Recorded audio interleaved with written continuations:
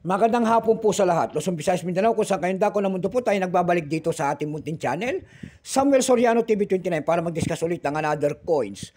At ito po ay ating hilig po mangolekta ho ng barya, kaya ho tayo nandito nagsisailing ng kanilang mga halaga. Sinisiling natin ng halaga ng aking mga koleksyon kung gaano nakataas sa mga pamantayan natin mga platform. Magandang hapon po sa lahat ng aking mga subscriber dyan kung saan kayong dako ng mundo po. Keep safe po sa lahat and God bless. Maraming salamat po sa lahat ng aking mga subscriber. Thank you so much. Yun naman pong hindi pa po nakapag-subscribe dito sa aking munting channel, ayan, baka pwede makahingi sa inyo ng pabor at malaking tulong na po ang inyong gagawin tulad ng pagpindot ng ating subscribe button, like and share para ma-update po kayo sa mga latest ko pang gagawin mga video po. Maraming salamat din po sa nanonood doon sa aking FB page, Samuel Soriano. Lahat po na nakapalo sa akin, thank you so much sa inyong lahat. Ayan. Ang pag-usapan po natin ay pera po ng ibang bansa, world coins. Word coins pa rin ang ating pag-uusapan. Ayan, kung may mga ganito kayong mga coins dyan, mag-comment po kayo. Pero bultuhan po ang ating bili sa mga ganito mga coins at hindi pa po ito kamahalan. Ayan po, excuse me po.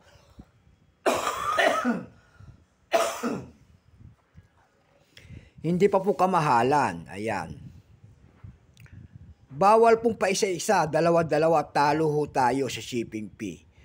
Above 30 piraso ho tayo. Ayan po, kung may mga ganito kayong mga word coins, sari-saring coins.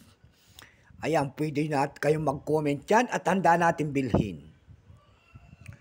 Bago tayo magsimula sa ating talakayang, kilalanin muna natin siya. Issue po, Hong Kong, China. Period, Queen Elizabeth II, 1952 hanggang 1997. Type, Special Administrative Religion, 1997 up to date po. Type, Standard Circulation Coins. Years, 1993 hanggang 2019. Value nito, $5 Hong Kong. Currency dollar, 1863 up to date po. Composition po nito ay copper nickel. May bigat po itong 3.4 grams. May haba pong 27 mm. May kapal po naman itong 3 mm. Hugis po, bilog. Orientation niya, middle alignment. Number M-1576. Reference number KM-65. Ito pong year 1993 na ginawa po ng Hong Kong. Ito po ay dalawang variety. Meron itong 1993 proof, 2% lamang. Pero itong hawak natin, ito po ay 1993, 63%. Wala pa pong vintage na may ipakita ng ating Hong Kong sa barya na ito kung ilang piraso ang kanilang ginawa. Pero may price na po ito doon sa ating numista.com kung tawagin ang ating mga kolektor. Yung kanyang very fine 37. Ay yung kanyang fine 37. Yung kanyang very fine 54. Extra fine 61. Almost uncirculated 61. Yung uncirculated nito ay nagkakahalaga po ng 120 pesos. Dumako tayo sa kanyang price doon sa ating eb.com. Nakakita tayo nagbebenta doon ng 716 pesos. Nasundan ito ng 553 pesos. Mayroon din 336 pesos. And then 220 pesos. Yung pinakamalit po na bintahan doon ay nagkakahalaga po ng $2.99.